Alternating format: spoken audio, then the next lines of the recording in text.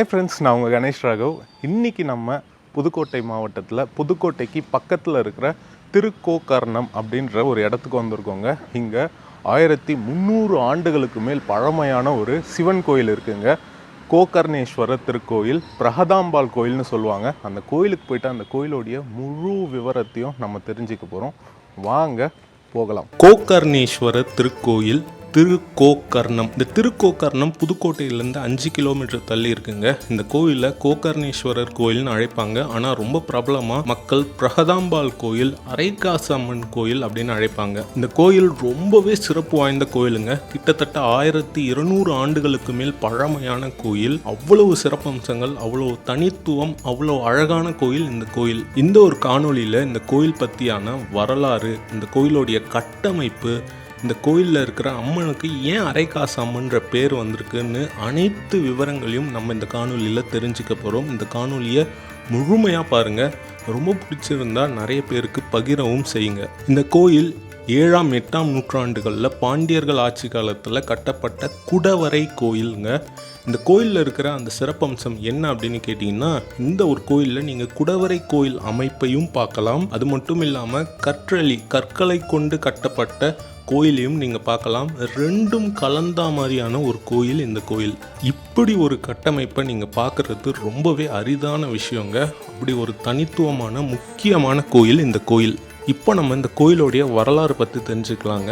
இந்த ஒரு கோயிலில் 7ஆம் 8ஆம் நூற்றாண்டை சார்ந்த நிறைய கல்வெட்டு குறிப்புகளை நீங்கள் பார்க்கலாமுங்க. இந்த குறிப்புகள் படி இந்த கோயில் பாண்டியர்கள் ஆட்சி காலத்திலேருந்து இருக்குன்ற நம்பிக்கை இருக்குது. அதன் பிறகு சோழர்கள் அவங்க காலத்து கல்வெட்டு குறிப்புகளும் நிறைய இந்த கோயிலில் இருக்குது. அந்த கல்வெட்டு குறிப்புகள் படி இந்த கோயிலுடைய பெயர் திருவெட்பூர் கோகர்ணம் அப்படின்னு குறிப்பிடப்பட்டிருக்குங்க. சோழர்கள் ஆட்சிக்கு பிறகு பாண்டியர்கள் ஆட்சி, மீண்டும் அதன் பிறகு விஜயநகர ஆட்சின்னு பல பேருடைய கல்வெட்டு குறிப்புகளை இந்த கோயிலில் நீங்கள் பார்க்கலாம். அதன் பிறகு இந்த புதுக்கோட்டை சமஸ்தானத்தை ஆட்சி புரிந்து வந்த தொண்டைமான், அந்த தொண்டைமான் மன்னர்களுடைய குலதெய்வமாக இந்த கோயிலில் இந்த பிரகதாம்பாள் இருக்காங்க. அந்த மன்னர்கள் பிரகதாம்பாள் தாசன் அப்படின்னு அவங்க பேருக்கு முன்னாடி குறிப்பிடுற அளவுக்கு இந்த அம்மன் அவங்களுக்கு ரொம்ப முக்கியமான அம்மனாக இருந்திருக்காங்க. இந்த அம்மனுக்கு அரைக்காசு அம்மன் அப்படின்ற இன்னொரு பேர் இருக்குது. அதுக்கு பின்னாடியும் ஒரு வரலாறு இருக்குது. இந்த வரலாறு, புராணம், அதெல்லாமே நம்ம கோயிலுக்கு உள்ளே போக போக பார்க்கலாங்க. இப்போ நம்ம கோயிலுக்குள்ளே போகலாம் வாங்க.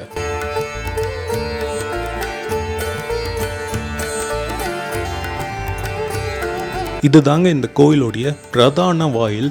தெற்கு நோக்கி இருக்கு. இங்கே சிவபெருமான் கிழக்கு நோக்கி இருந்தாலும் இந்த பிரதான வாயில் தெற்கு தாங்க. கோயிலுக்குள்ள நுழைஞ்ச உடனே இடது கை பக்கத்தில் சுதை சிற்பம் நீங்கள் மேலே பார்க்க முடியும். அதற்கு கீழே வாசல் விநாயகர் சன்னதி.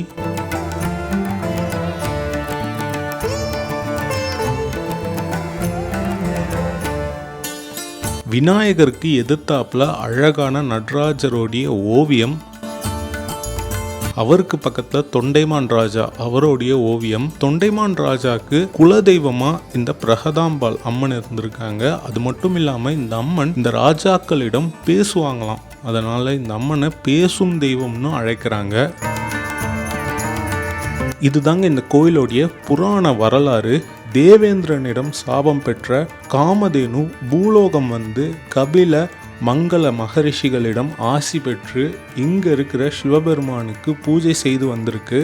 அந்த சமயத்தில் இந்த பசுவோடைய பக்தியை சோதிக்க சிவபெருமானே புலி ரூபத்தில் வந்து அந்த பசுவிடம் எனக்கு நீ உணவாகணும்னு கேட்டுக்க, இல்லை நான் இந்த ஒரு சிவபூஜையை முடிச்சுட்டு வரேன், அதுக்கப்புறமா நீ வந்து என்னை கொன்னுடு அப்படின்னு அந்த பசு சொல்ல, அந்த சிவபூஜை முடிஞ்சு அந்த பசு புலியிடம் வரும்போது சிவபெருமான் ரிஷபாரூதரா பார்வதியுடன் நந்தி வாகனத்தில் காட்சி தந்து காமதேனுவுக்கு சாப விமோச்சனம் தராருங்க.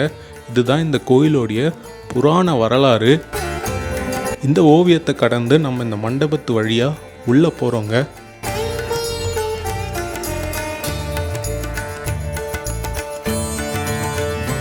அதன் பிறகு 2 தூணில் 2 வீரபத்ரருடைய பிரம்மாண்டமான சிற்பங்களை நம்மளால் பார்க்க முடிஞ்சுதுங்க.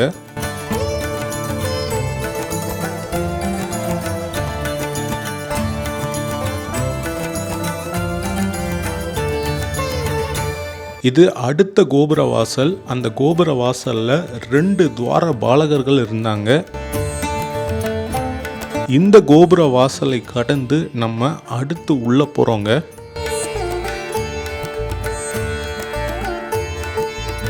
மிக பிரம்மாண்டமான மண்டபம். இந்த மண்டபத்தோடைய மேல் கூரையில 12 ராசி நட்சத்திரங்கள் சிற்பங்களா இருந்ததுங்க.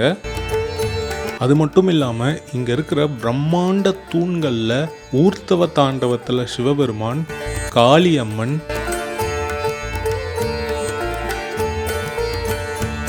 மன்மதன், ரதி, வீரபத்ரர்,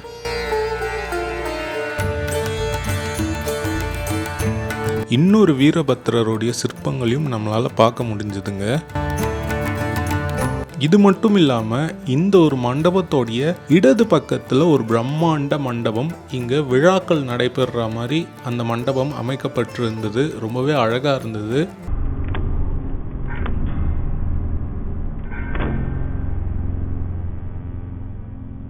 அந்த மண்டபத்திற்கு எதிர்த்தாப்புல வெளியே ஒரு 16 கால் மண்டபம், ஒரு ஊஞ்சல் மண்டபம் மாதிரி ஒரு அழகான ஒரு மண்டபம். இந்த மண்டபத்தோடைய கொடுங்கை பாருங்க, சன்ஷேட் அப்படின்னு நம்ம வீட்டிலலாம் இருக்கும் இல்லையா, அந்த மாதிரி இந்த கொடுங்கை ரொம்ப அழகா இருந்ததுங்க. இங்க இதை பார்த்துட்டு நம்ம அடுத்த கோபுர வாசலுக்கு போறோங்க.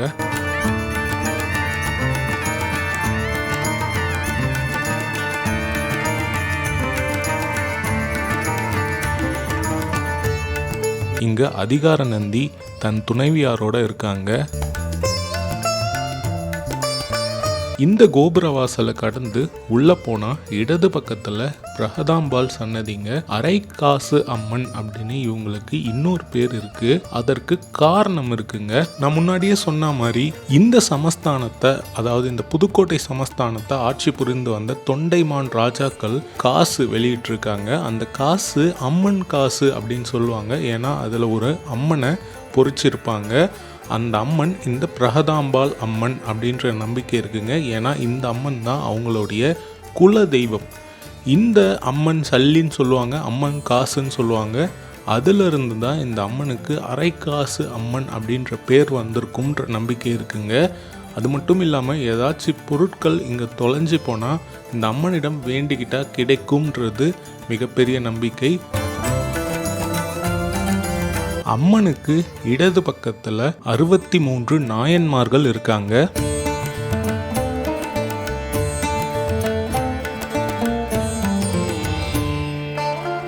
அதன் பிறகு சப்த கன்னிகள் இங்க இருக்காங்க. அவங்களுக்கு பக்கத்திலேயே விநாயகருக்கு சபை இருக்கிற மாதிரி 7 விநாயகர்கள் இருக்காங்க.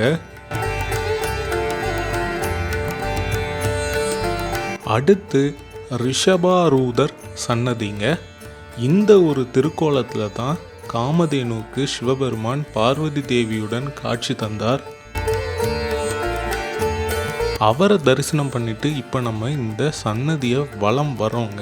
இந்த இடத்துல உங்களுக்கு தெரியுங்க இந்த கோயிலோடைய கட்டமைப்பு எப்படி கட்டப்பட்டிருக்கு அப்படின்னு சொல்லி. இந்த குன்றை குடைந்து இந்த கோயில் கட்டப்பட்டிருக்கு. அந்த குடையப்பட்ட காட்சிகளை உங்களால் பார்க்க முடியும். இந்த கோயிலுக்கு இன்னொரு சிறப்பம்சம் இருக்குங்க. இந்த கோயிலில் 2 மூலவர் இருக்காங்க. கோகர்ணேஸ்வரரை பற்றி முன்னாடியே நான் சொல்லியிருந்தேன்.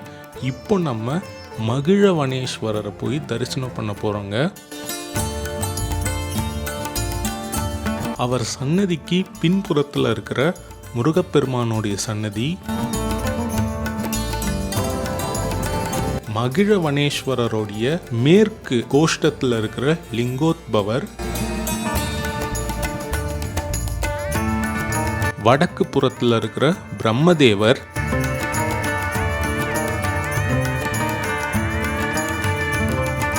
அவருக்கு பக்கத்துல சண்டிகேஸ்வரர்.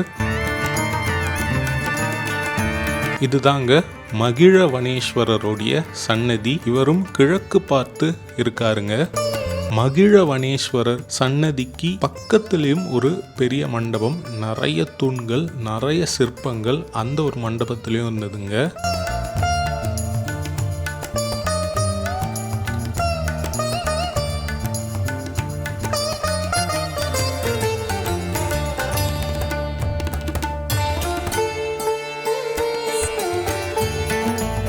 தெற்கு பக்க கோஷ்டத்தில் தட்சிணாமூர்த்தியும் விநாயகரும் பக்கத்தில் இருக்காங்க.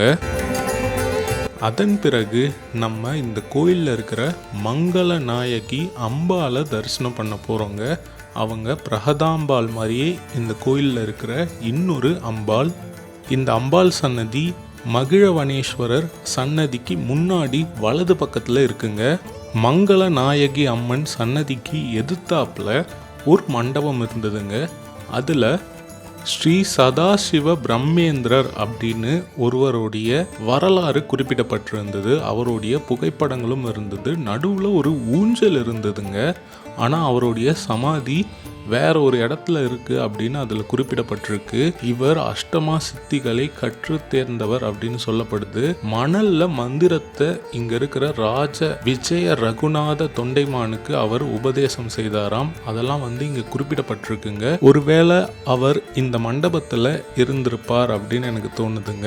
இந்த கோயிலுடைய ஸ்தல விருட்சமான மகிழ மரமும் இங்க இருக்குங்க. அதன் பிறகு நம்ம இந்த கோயிலுடைய மூலவரான கோகர்ணேஸ்வரரை தரிசனம் பண்ண போறோங்க.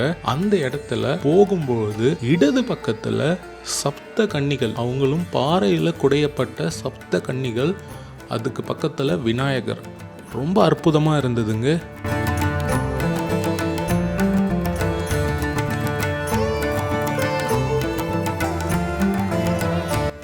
அவங்கள தரிசனம் பண்ணிட்டு நம்ம இப்போ குடவரை கோயிலுக்குள்ள போறோங்க.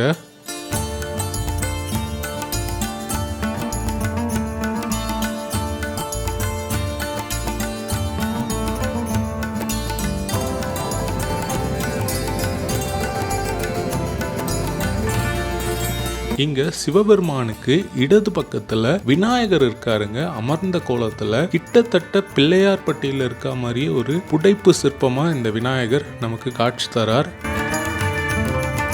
கோகர்ணேஸ்வரருக்கு வலது பக்கத்துல கங்காதரர்,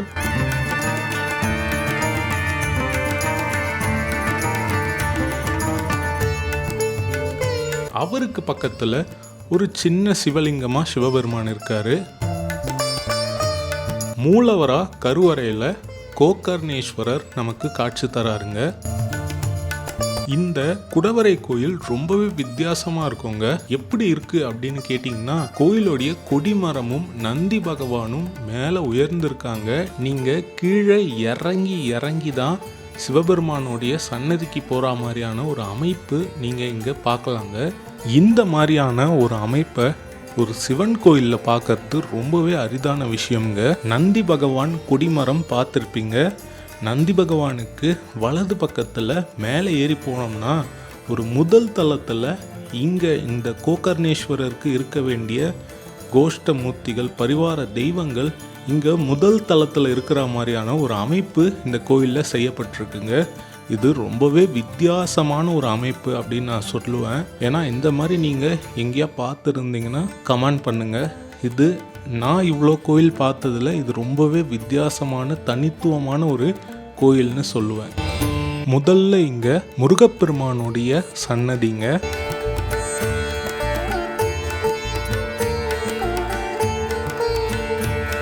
முருகப்பெருமான் சன்னதிக்கு இடது பக்கத்தில் சரஸ்வதியோடைய சன்னதி, அடுத்து கஜலட்சுமியோடைய சன்னதி, துர்க்கையம்மனுடைய சன்னதிங்க, அன்னபூரணி அவங்க சன்னதி, கடைசியா சஹஸ்ரலிங்கமா சிவபெருமான் இருக்காருங்க. இப்படி வரிசையா இங்க குடவரை கோயிலுக்கு மேல அந்த கோயில் கருவறைக்கு பின்னாடி இந்த சன்னதிகள் அமைக்கப்பட்டிருக்குங்க. இப்போ நம்ம மேல் தளத்துல பின்புறத்துல இருக்கிற சன்னதிகளை பார்த்தோம். இப்போ நம்ம முன்னாடி போலாம். போற வழியில நமக்கு இடது பக்கத்துல ஒரு பிரம்மாண்டமான சுனை நீருங்க. அடுத்து நம்ம முன்புறம் போனோம்னா பிரம்மதேவருடைய சன்னதி, அடுத்து ஜ்வரகேஸ்வரர் சன்னதிங்க. இந்த கோயிலுடைய இன்னொரு சிறப்பம்சம் இந்த ஜ்வரகேஸ்வரர் சன்னதிங்க. இந்த சன்னதியை நான் இது வரைக்கும் பார்த்ததே இல்லை. இந்த சிவபெருமானுடைய 64 மூர்த்திகள், சிவபெருமானுடைய 64 தோற்றங்கள்னு சொல்லலாம், ஃபார்ம்ஸ் ஆஃப் சிவபெருமான் அப்படின்னு சொல்லலாம். அந்த 64 இந்த ஜொரகேஸ்வரரும் ஒருவர். 3 கால்கள் இருக்கும் இவருக்கு, 3 தலைகள் இருக்கும். இந்த மாதிரியான சிவபெருமானை பார்க்குறது ரொம்ப அரிது. இந்த கோயிலில் ஒரு சன்னதியில் இவர் இருக்காருங்க. அடுத்து பைரவர் சன்னதிங்க, சூரிய பகவான் சன்னதி, அப்பர், சுந்தரர், ஞான சம்பந்தர், மாணிக்க வாசகர், அவர் பக்கத்தில் சந்திரன், தண்டாயுதபாணி, இவங்கெல்லாம் இந்த கோயிலோடைய மேல் தளத்தில் முன்புறத்தில் இருக்காங்கங்க. அது தவிர்த்து இங்கே நிறைய கல்வெட்டு குறிப்புகளையும் நம்மளால் பார்க்க முடியுது.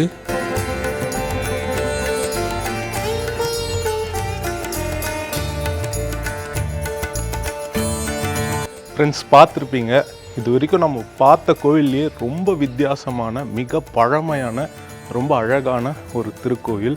இந்த கோயிலில் இருக்கிற அனைத்து விவரங்களும், இந்த கோயிலுடைய சிறப்பம்சம், இந்த கோயிலுடைய முக்கியத்துவம், அது எல்லாமே இந்த காணொளி மூலயமா உங்களுக்கு தெரிய வந்திருக்கும்.